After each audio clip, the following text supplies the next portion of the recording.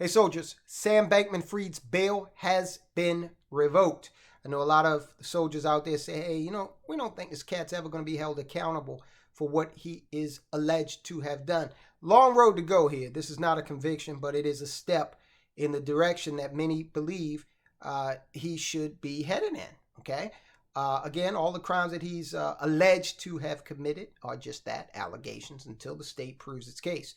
But here on this fine Friday afternoon, where I'm about to sit down and enjoy some ribs on the grill, Sam Bankman-Fried is headed to a New York jail. Let's get into it. U.S. Judge Lewis Kaplan on Friday revoked Sam Bankman-Fried's bail after finding probable cause that the indicted founder of bankrupt FTX cryptocurrency exchange tampered with witnesses at least twice. Look, guys, we all know it. The feds and the states, for that matter, do not play the witness intimidation game, okay? They don't. This is like some stuff from the old mob days where, you better not testify against me, If you like, walking around on two functional legs, you better think twice, that sort of thing. That's basically what they're alleging that Sam Bankman-Fried was doing. Maybe not threatening people physically, but certainly being threatening in other ways. U.S. District Judge Lewis Kaplan announced the decision at a hearing in federal court in Manhattan less than 2 months before the scheduled October fraud trial. Now, he's got two trials that are coming up here. The one to begin on some of the charges in October, and then another one in 2024. Kaplan rejected a defense request to delay Bankman-Fried's detention pending appeal of the bail revocation. So what they wanted to do is say, okay, so you've decided to revoke his bail. We appeal that. And can he stay out on, and be free during that appeal? Can he remain free to allegedly tamper with witnesses until we, see what this appeal looks like? And the judge said, no. The decision could complicate Bankman-Fried's efforts to prepare for trial, where the 31-year-old former billionaire faces charges of having stolen billions of dollars in FTX customer funds to plug losses at his Alameda Research hedge fund. Those are the allegations. Now, look, they're saying this could complicate Bankman-Fried's efforts to prepare for trial. Hey, join the club, buddy.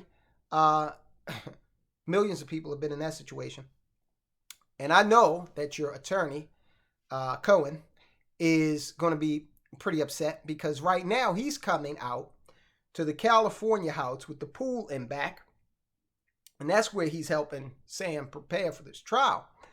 And the mother and father are there, and I'm sure they're helpful to some extent because they're lawyers and trying to keep their son out of prison.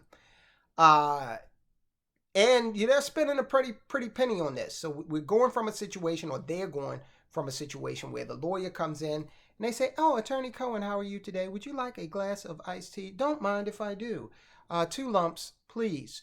And, air-conditioned comfort. They can concentrate on things. There are no distractions. There's a pool outside in case you need to take a dip and cool off. To a jail where I'm sure is the last place the lawyer wants to spend hours per day helping Sam Bankman-Fried, who couldn't keep his mouth shut. When they tell you you have the right to remain silent, probably should avail yourself of that right. But for whatever reason, Sam's personality wouldn't allow him to do that. So here we are.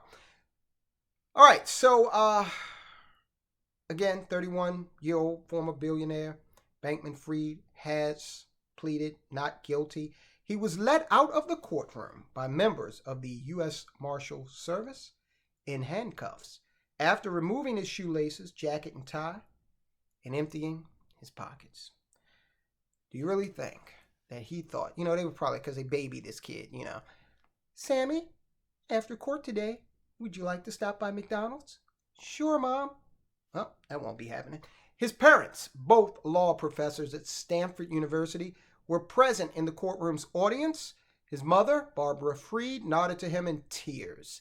As he left, his father, Joseph Bankman, placed his hand over his heart as he watched his son be led away. Bankman-Fried has been largely confined to his parents' Palo Alto, California home on $250 million bonds since his December 2022 arrest. Okay, federal prosecutors in Manhattan made their first surprise request to jail Bankman-Fried last month, back in July, saying that he crossed the line by sharing former romantic partner and Alameda CEO Caroline Ellison's personal writings with the New York Times reporter. Now, look, you share some woman's diary with anybody, and you're going to be in some trouble if she finds out. And the government is saying that this was some misguided attempt, maybe to say to Caroline, look, you know I've got more of what you wrote. You want me to put that out there? You better do the right thing, okay? And this comes on the heels of him also talking to another former executive earlier in the year and attempting to sync up stories before that guy maybe, pled guilty and started to cooperate. That is the allegation.